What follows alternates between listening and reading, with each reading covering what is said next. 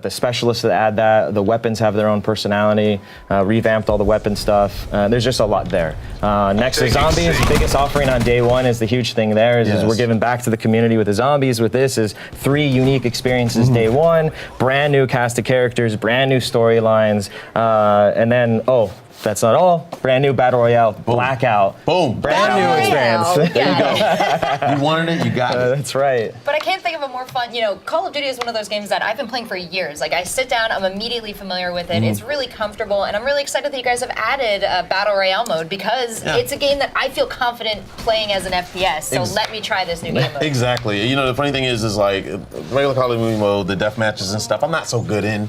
I can admit it. It's like, and I always like, I can't see right. It's a small area. But now that you have Battle Royale, that's something I'm very familiar with, and I was just like, okay. Well then, day one purchase right there. And you get zombies from day one. And zombies, right. It's awesome for us because we're fans of all games. We're fans of genres, right? And Battle Royale's been blowing up, and right, you see this, and as devs, you go, man, it'd be so cool if we could do something. But what I love about our team is that we really are not going to do something else. We can make it uniquely ours, right? It has to stand on its own and feel like it's a Treyarch thing, like it's a Black Ops thing. If not, there's really no point doing it.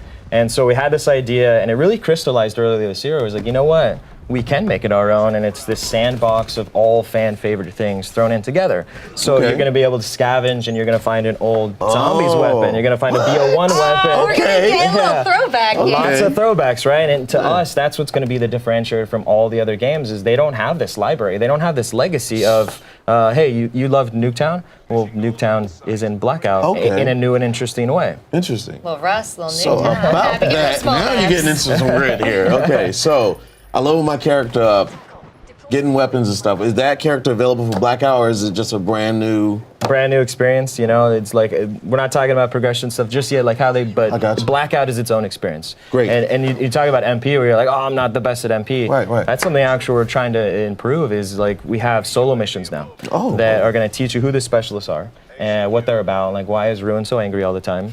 We don't know, he's got to go to therapy. And why does he use the grab slam and why does he use the grapple gun? But at the same time, teach you how to use that specialist so you can be more successful in multiplayer. So it's dual. Hey, learn about the specialists that people love and then also get better at MP. And that's exciting for us because it's like onboarding. Hey, come with us.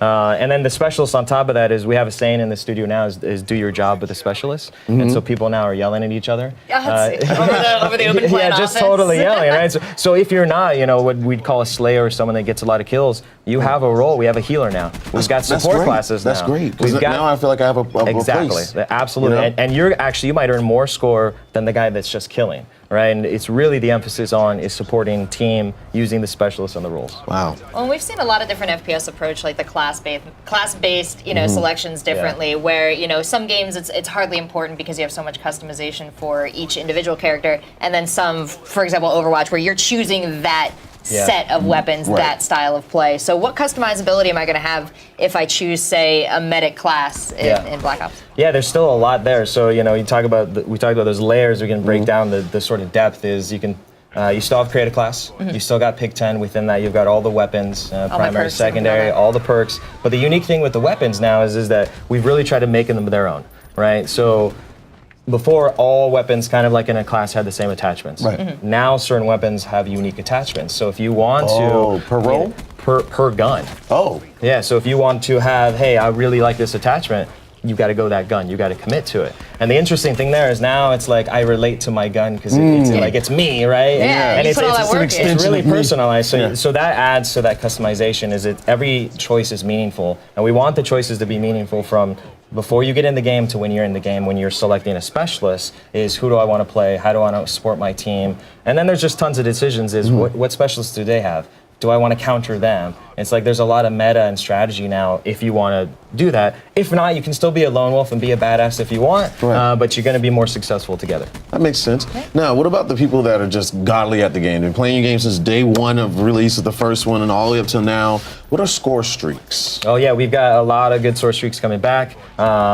With that, but you talk about the guys that are really good at the game. We've increased the health model. Right, so we have more health now than we've ever had before. So a little less one-shotting, a little less surprise in how you're dying. Absolutely, and so you talk about the lower-end casual fans. So it gives us a chance to... Absolutely, right, and it actually makes engagements more meaningful. Again, going back to that impact is you feel, right, on either end, if I got killed, I don't feel like I got cheated, right? Right. Because it was a longer engagement. But if I killed you, I felt like I had to work for it, and I felt like it's an achievement. Okay. So casual fans might get an engagement and get out because there's lots of tools to get out. Hardcore fans might be able to try to master some of the new weapon predictive recoil stuff we've got. So there's a high ceiling there. If players want to devote to it, they've got the option to do that.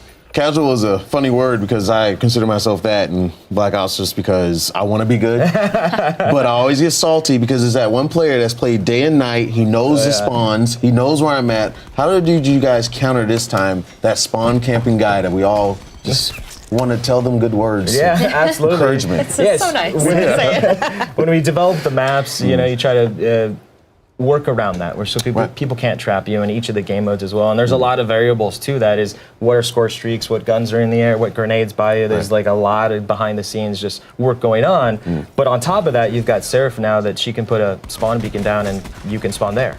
Okay. So I like that. So this guy's spawn camping you, or he's in your spawn, right? Hey, Seraph, put down a spawn beacon. Do your job. Get us out of here. Yeah. She can do that You and have get one you out job, of that, Seraph. right? You have one job. That's exactly what's going on in the studio. That's now. what he's going to be saying on the mic. That's nice little thing. It's not even you and me. Like, hey, Frank. It's like, you're not Frank anymore. If you're playing Torque, I'm like, Torque, go put that razor wire down. What are you doing, man? Absolutely. Get it together. So there's a lot of tools to help in those situations, and we've just done a lot to get rid of bad spawns and make engagements more meaningful. Player choices. And you talked so about the important. tools. I mean, you shouted out some cool ones right there. Can you give us some insight? I saw like a throwing axe. Please explain the throwing axe. Tell me the new ways to kill people. There's lots of ways. So you got all the personified. I'm just watching you got all the different types of weapons. You've got all the specialist stuff, right? So like Ruin with the Grav Slam, Seraph with Annihilator as well. You've got the throwing hatchet as well that comes back for skill shots if you want that. You've got different types of frag grenades. One of the new ones we have it's called a cluster. So you can throw it and it'll stick, and then it'll actually break into other small grenades, basically. And that's really great for like domination or hardpoint if you want to clear an area. And all those are choices. Like, you don't even have to take grenades if you don't want, or you can sacrifice some of the specialist stuff. So there's a lot of ways to be successful and slaying players. But there's a lot of ways that you don't have to as well. Sure, right? yeah. You can do that. Herd them support. around, yeah, crowd control absolutely. stuff. Yeah, absolutely. Right. Can you tell us about any of the kill streaks that we'll be seeing this time around? Anything innovative? So we've got. It's interesting because like UAV, right? You've always had UAV, but it's interesting with the mini map changes we've done. Fog of War now is you only see around you now. You don't just get to see everywhere. So this encourages me. That piques my interest. This encourages me to like stick as a team, right? 'Cause I can see around your bubble, and then even UAV and how that interacts is even fan favorites and things like UAV we've had in the past are different now because they just interact with the world different. That's my job. I just I can kill 2 people, 3 people, no problem. You really want to make them more, meaningful and impactful, right? So when an attack chopper comes in, it means, you better get to cover, you better have a launcher, you better have something to take it out, because this is going to kind of change the game. I saw a pup. Are we still calling in dogs? We do, yes. So it's now tied to a specialist. So Nomad. Not everyone can call in pups. You gotta be a pup specialist. That's I know which role Kelly Link is playing. Training our pups right now. Yeah, so Nomad actually has a dog he can call in, and he can set it basically to guard mode, which will follow him, or he can set it and we'll go attack, basically, which is really cool. Oh my goodness.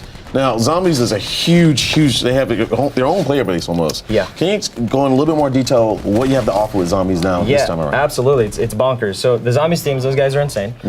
Jason Blundell and crew are insane. I had my first panic attack playing Call of Duty Zombies. We got 3 big experiences day one, brand new cast. So we'll start with Voyage of Despair, right? Which, from the teaser, everyone can see that it's on the Titanic. Right. Really interesting, like different gameplay on the Titanic, close quarters. Next one is 9, right? You said in that Roman Coliseum, also a very different types of experiences. And then you've got Blood of the Dead, right? Which is a remaster of Mob of the Dead, all on day one. Returning cast. I would say more, but then Jason Blundell will turn me into a zombie. And I don't want that to happen at all. Is there one that looks like you? That just I don't know. That would be pretty amazing. Yeah, I hope not. That would be scary. Well, we're running out of time here. I just got one quick question. Esports, huge for Call of Duty. Is this going to be a game that's very easy to put time in to get better at and to make custom modes with your friends? Yeah, absolutely. I mean, with the Esports Act, we want the game to be watchable, and the game that you see is the game that you can play. So if I go see someone do something super awesome,